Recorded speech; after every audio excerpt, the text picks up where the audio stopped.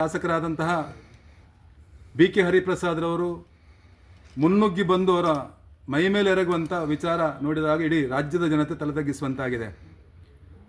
ಯಾವ ರೀತಿ ಅವರು ಮೈಗೆರಗಿ ಬಂದ್ರಂದರೆ, ರಾಜ್ಯಪಾಲರಂದ ತಕ್ಷಣ ಈ ರಾಜ್ಯದ ಪ್ರಥಮ ಪ್ರಜೆ, ಅಷ್ಟೇ ಅಲ್ಲ 80 ವರ್ಷದ ವಯೋವೃದ್ಧರು, ತಮ್ಮ ಇಡೀ ರಾಜಕೀಯ ಜೀವನದಲ್ಲಿ ಅತ್ಯಂತ ಅನುಭವಿ ರಾಜಕಾರಣಿ, 4 ಬಾರಿ ಶಾಸಕರಾಗಿ, 3 ಬಾರಿ ಸಂಸದರಾಗಿ, 2 ಬಾರಿ ರಾಜ್ಯಸಭಾ ಸದಸ್ಯರಾದಂತಹ ನಮ್ಮ ರಾಜ್ಯಪಾಲರನ್ನು ಈ ರೀತಿಯಾಗಿ ಅನುಚಿತವಾಗಿ ವರ್ತನೆ ಮಾಡಿ ಅವರು ಯಾವ ರೀತಿ ಕೆಲಸ ಮಾಡಿದ್ದಾರೆ ಅಂದರೆ, ರಾಜ್ಯಪಾಲರು ಮೋದಿಜಿಯವರ ಕ್ಯಾಬಿನೆಟ್ನಲ್ಲಿ ಸಚಿವರಾಗಿದ್ದುಕೊಂಡಾಗ ವಿಶೇಷ ಚೇತನ ಮಕ್ಕಳಿಗೆ ಅವರಿಗೆ ಕೊಡುವಂಥ ಸವಲತ್ತನ್ನು ಕೊಡುವ ಮುಖಾಂತರ, ವಿಕಲಾಂಗರಿಗೆ ಅವರಿಗೆ ಕೊಡುವಂಥ ವ್ಯವಸ್ಥೆಯನ್ನು ಸಪೋರ್ಟಿವ್ ಆಗಿ ಮಾಡುವ ಕೆಲಸಕ್ಕೆ 8 ಬಾರಿ ಗಿನ್ನಿಸ್ ರೆಕಾರ್ಡ್ ಆಗಿದೆ. ಅದರ ಜೊತೆಗೆ ತೃತೀಯ ಲಿಂಗಿಗಳಿಗೆ ಅವರಿಗೂ ಕೂಡ ಅತ್ಯಂತ ಗೌರವಯುತ ಬದುಕುವಂಥ ವಿಚಾರವನ್ನು ಅವರು ಮಾಡಿದ್ದಾರೆ. ಅದರ ಜೊತೆಗೆ ನಶಾಮುಕ್ತ ಭಾರತವನ್ನು ಪ್ರಾರಂಭ ಮಾಡಿದವರು ತಾವರ್ ಚಂದ್ ಗೆಹ್ಲೋಟ್ರವರು. ನಾನು ಅನ್ನೋದು ಇಂತಹ ಒಂದು ಉತ್ತಮ ವ್ಯಕ್ತಿತ್ವವನ್ನು ಹೊಂದಿದಂತಹ, ಅಷ್ಟೇ ಅಲ್ಲ ಈ ರಾಜ್ಯಕ್ಕೆ ಪ್ರಥಮ ಪ್ರಜೆಯವರು, ಅವರನ್ನು ಬೇಕಾಬಿಟ್ಟಿಯಾಗಿ ವರ್ತಿಸಿ ಅವರಿಗೆ ಧಿಕ್ಕಾರವನ್ನು ಕೂಗುವ ಮುಖಾಂತರ ಅರುಣ್ ಮತ್ತು ರವಿ ಮತ್ತು BK ಹರಿಪ್ರಸಾದ್ರವರು ತಮ್ಮ ಕೆಟ್ಟ ಗೂಂಡಾವರ್ತನೆ ತೋರಿಸಿದ್ದಾರೆ. ರವಿಯವರು ಹಿಂದ್ಗಡೆಯಿಂದಿದ್ದರು, ಆದರೆ BK ಹರಿಪ್ರಸಾದ್ರವರು ಗೂಂಡಾ ರೀತಿಯಲ್ಲಿ ಬಂದು ಅವರಿಗೆ ಅಡ್ಡ ಕಟ್ಟಿ, ನಾನು ಕೂಡ ಅಲ್ಲಿ ಹತ್ತಿರದಲ್ಲಿದ್ದೆ, ಮಾರ್ಷಲ್ಗಳಿಗೆ ಅವರನ್ನು ದಬ್ಬಿ ದೂಡುವಂಥ ಕೆಲಸವನ್ನು ಮಾಡಿದರು. ಆದರೂ ಕೂಡ ನಾವೆಲ್ಲರೂ ಎಸ್ಕಾರ್ಟ್ ಮುಖಾಂತರ ನಾನೂ ಸೇರಿಕೊಂಡು ಅವರನ್ನು ಸುರಕ್ಷಿತ ರೀತಿಯಲ್ಲಿ ಅವರನ್ನು ವಾಪಸ್ ಬಿಡುವಂಥ ಕೆಲಸವನ್ನು ಮಾಡಿದೆವು. ನಾನೆಲ್ಲದಲ್ಲಿ ಇಲ್ಲದಿರ್ತಿದ್ರೆ BK ಹರಿಪ್ರಸಾದರು ನೇರವಾಗಿ ನುಗ್ಗಿ ಅವರ ಮೈಗೆ ಕೈ ಹಾಕ್ತಿದ್ರು. ನನ್ನ ಧರ್ಮ, ನನ್ನ ಕರ್ತವ್ಯ, ಈ ಕರ್ನಾಟಕದ, ಈ ದೇಶದ ಪ್ರತಿಯೊಬ್ಬ ಪೌರನ, ಪ್ರತಿಯೊಬ್ಬ ಪ್ರಜೆಯ ಕರ್ತವ್ಯ. ಯಾಕಂದರೆ ಒಬ್ಬ ರಾಜ್ಯಪಾಲರು ಈ ರೀತಿ ನಿಂದನೆ ಮಾಡುವಾಗ ಅದನ್ನು ತಡೆಗಟ್ಟುವುದು ನಮ್ಮ ಕರ್ತವ್ಯ. ಆ ಸಮಯಕ್ಕೆ ಸರಿಯಾಗಿ ನಾನು ಆ ಕೆಲಸವನ್ನು ಮಾಡಿದೆ. ನಾನು ಭಗವಂತನಲ್ಲಿ ಪ್ರಾರ್ಥನೆ ಮಾಡುವಂಥದ್ದು, ಈ BK ಹರಿಪ್ರಸಾದ್ರವರು ಹಿರಿಯರು, ಅವರು ಕೂಡ ನಮ್ಮ ಊರಿನವರೇ, ನಮ್ಮ ಜಿಲ್ಲೆಯವರೇ. ನಾನನ್ನುವುದು ಇನ್ನಾದರೂ ಭಗವಂತ ಅವರಿಗೆ ಸರಿಯಾದ ಬುದ್ಧಿ ಕೊಡಲಿ. ಇವರು ರಾಜ್ಯದ ಮುಖ್ಯಮಂತ್ರಿ ಸಿದ್ದರಾಮಯ್ಯನವರನ್ನು ಮೆಚ್ಚಿಸುವಂಥ ಕೆಲಸವನ್ನು ಮಾಡಿದ್ದಾರೆ. ಒಂದು ಕಡೆ ಈ ಸರ್ಕಾರ ನಿಮಗೆಲ್ಲರಿಗೂ ಗೊತ್ತುಂಟು, ಡಬಲ್ ಸ್ಟೇರಿಂಗ್ ಸರ್ಕಾರ. ಒಂದು ಕಡೆಯಿಂದ ಸ್ಟೇರಿಂಗನ್ನು ಸಿದ್ದರಾಮಯ್ಯ ಒಂದು ಕಡೆ ತಿರುಗಿಸಿದರೆ, ಇನ್ನೊಂದು ಕಡೆಯಿಂದ DK ಶಿವಕುಮಾರ್ ಇನ್ನೊಂದು ಕಡೆ ತಿರುಗಿಸಿದ್ದಾರೆ. ಆ ಕುರ್ಚಿ ಕಾಲಾಗ ನಡೀತಾ ಉಂಟು.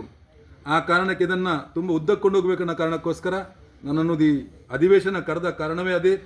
ಸಿದ್ದರಾಮಯ್ಯನವರನ್ನು ಮೆಚ್ಚಿಸಲಿಕ್ಕೆ BK ಹರಿಪ್ರಸಾದ್ ಹೋದರೆ, BK ಹರಿಪ್ರಸಾದ್ರನ್ನು ಈ ರೀತಿ ಗಲಾಟೆ ಮಾಡಬೇಕಂತ ಕಲಿಸಿಕೊಟ್ಟವರೇ ಈ ರಾಜ್ಯದ ಮುಖ್ಯಮಂತ್ರಿ, ಹೇಳಿದ ತಪ್ಪಾಗಲಿಕ್ಕಿಲ್ಲ. ಈ ಮುಖಾಂತರ ಯಾವ ರೀತಿ ಅಂದರೆ, ಕೇಂದ್ರದ ನರೇಂದ್ರ ಮೋದಿಜಿಯವರು 2014ರಲ್ಲಿ ಯಾವ ಸಂದರ್ಭದಲ್ಲಿ ದೇಶದ ಚುಕ್ಕಾಣಿ ಹಿಡಿದ್ರ, ವಿಕಸಿತ ಭಾರತ ಕನಸನ್ನು ಕಂಡರು. ಆ ಮುಖಾಂತರ ಈ ದೇಶದ ಪ್ರತಿಯೊಬ್ಬ ತಾಯಂದಿರು, ಹೆಣ್ಮಕ್ಳು, ಕಾಲೇಜು ಸ್ಕೂಲಿಗೆ ಹೋಗುವಂಥ ಪ್ರತಿ ಮಕ್ಕಳು ಕೂಡ ಗೌರವದಿಂದ ಬದುಕುವ ಕಾರಣಕ್ಕೋಸ್ಕರ ಸುಮಾರು 12 ಕೋಟಿ ಶೌಚಾಲಯವನ್ನು ನಿರ್ಮಾಣ ಮಾಡುವ ಮುಖಾಂತರ ಬಯಲು ಬಯರ್ದೆಸೆ ಮುಕ್ತ ರಾಷ್ಟ್ರವನ್ನಾಗಿ ನಿರ್ಮಾಣ ಮಾಡಿದರು. ಆ ಕಾರಣಕ್ಕೆ ಇವತ್ತು ಎಲ್ಲ ತಾಯಂದಿರು ಅತ್ಯಂತ ಗೌರವಯುತವಾಗಿ ಬದುಕ್ತಿದ್ದಾರೆ. ಅದರ ಜೊತೆಗೆ ಗಾಂಧೀಜಿಯವರ ಕಂಡಂಥ ಕನಸು ಇದು, ಅದನ್ನು ನನಸಾಗಿ ಮಾಡಿದವರು ನರೇಂದ್ರ ಮೋದಿಜಿಯವರು. ಅದರ ಜೊತೆಗೆ ಜಲ್ ಜೀವನ್ ಮಿಷನ್ ಮುಖಾಂತರ ಪ್ರತಿ ಮನೆಗೆ ಕುಡಿಯುವ ಶುದ್ಧ ನೀರನ್ನು ಕೊಟ್ಟಿದ್ದಾರೆ. ಇವಾಗ VBG ರಾಮ್ಜಿ ಮನ್ನರೇಗಾ ಬದಲಾವಣೆ ಮಾಡಿ VBG ರಾಮ್ಜಿ ಅಂದರೆ ಪ್ರತಿ ಸರಕಾರ ಕೂಡ ಯಾವ ಪ್ರತಿಯೊಂದು ಯೋಜನೆಯು ಅದನ್ನು ಉತ್ತುಂಗ ಸ್ಥಿತಿ ಕೊಂಡೋಗುವಾಗ, ಅಪ್ಗ್ರೇಡ್ ಮಾಡುವಾಗ ಅದರ ಹೆಸರು ಬದಲಾವಣೆ ಮಾಡುವಂಥದ್ದು ಸಹಜ.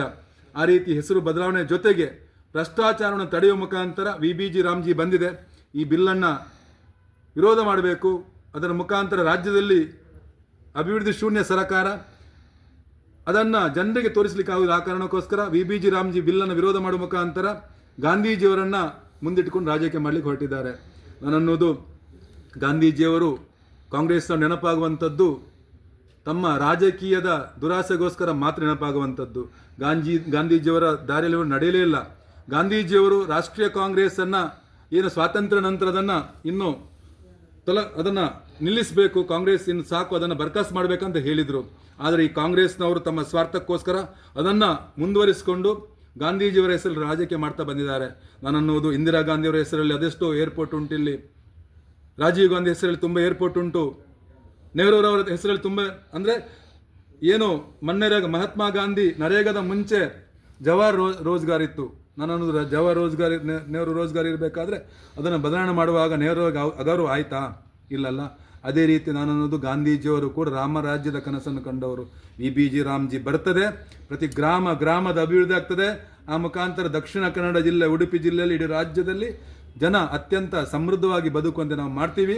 VBG ರಾಮ್ ಬಿಲ್ಲನ್ನು ನಾವೆಲ್ಲರೂ ಅಭಿನಂದಿಸುವ ಮುಖಾಂತರ ಈ ಬರುವಂಥ ಅಧಿವೇಶನದಲ್ಲಿ ನಾನು ಕೂಡ ಗಟ್ಟಿ ಧ್ವನಿಯಾಗಿ ಮಾತಾಡ್ತೇನೆ. ಈ ಮುಖಾಂತರ ನಾನು ರಾಜ್ಯ ಜನತೆ ಅಂತೇನೆ, ನಿಮ್ಮನ್ನು BK ಹರಿಪ್ರಸಾದ್ರನ್ನ ಜನ ತುಂಬ ಹತ್ತಿರದಿಂದ ನೋಡಿದರು. ನಿಮ್ಮನ್ನು ಬಹಿಷ್ಕಾರ ಮಾಡುವಂಥದ್ದು, ನಿಮ್ಮನ್ನು ದೂರ ಇಡುವಂಥ ಕೆಲಸವನ್ನು ಜನ ಮುಂದಿನ ದಿವಸದಲ್ಲಿ ಮಾಡ್ತಾರೆ. ಆ ಮುಖಾಂತರ ನಾನು ಜನರಲ್ಲಿ ವಿನಂತಿ ಮಾಡ್ತೇನೆ, ಇದನ್ನು ನೀವು ಪ್ರತಿಯೊಂದು ವಿಚಾರ ನೆನಪಿಡಬೇಕು. ಒಬ್ಬ ರಾಜ್ಯದ ಪ್ರಥಮ ಪ್ರಜೆಗೆ ಇಲ್ಲಿ ರಕ್ಷಣೆ ಇಲ್ಲ. ನಿಮ್ಮಂಥವರಿಗೆ ನಮ್ಮಂಥವ್ರಿಗೆ ರಕ್ಷಣೆ ಉಂಟು ನಾವು ಪ್ರಶ್ನೆ ಮಾಡ್ಕೊಬೇಕು. ನಮ್ಮ ಮನಸ್ಸಲ್ಲಿ ಪ್ರಶ್ನೆ ಮಾಡಿಕೊಂಡು ಮುಂದಿನ ದಿವಸದಲ್ಲಿ ಕಾಂಗ್ರೆಸ್ ಮುಕ್ತ ಕರ್ನಾಟಕ ರಾಜ್ಯವನ್ನು ಮಾಡಬೇಕು. ಈಗಾಗಲೇ 20 ರಾಜ್ಯದಲ್ಲಿ NDA ಸರ್ಕಾರ ಬಂದಿದೆ, 13 ರಾಜ್ಯದಲ್ಲಿ BJP ಸರ್ಕಾರ ಬಂದಿದೆ. ಇದನ್ನೆಲ್ಲ ಸಹಿಸಲಾಗದಂತಹ ಕಾಂಗ್ರೆಸ್ನವರು ಕರ್ನಾಟಕದಲ್ಲಿ ತಮ್ಮ ಕುರ್ಚಿಯನ್ನು ಗಟ್ಟಿ ಮಾಡೋ ಕಾರಣಕ್ಕೋಸ್ಕರ ಈ ರೀತಿ ಹೋರಾಟವನ್ನು ಮಾಡ್ತಿದ್ದಾರೆ. ಇದಕ್ಕೆ BJP ಯಾವತ್ತೂ ಎಡಮಾಡಿಕೊಡುವುದಿಲ್ಲ. BJP ಯುವಕರ ಪಕ್ಷ. ಈ ಮುಖಾಂತರ ಸರಿಯಾದ ಉತ್ತರವನ್ನು ಕೊಡ್ತೀವಿ ನಾವು.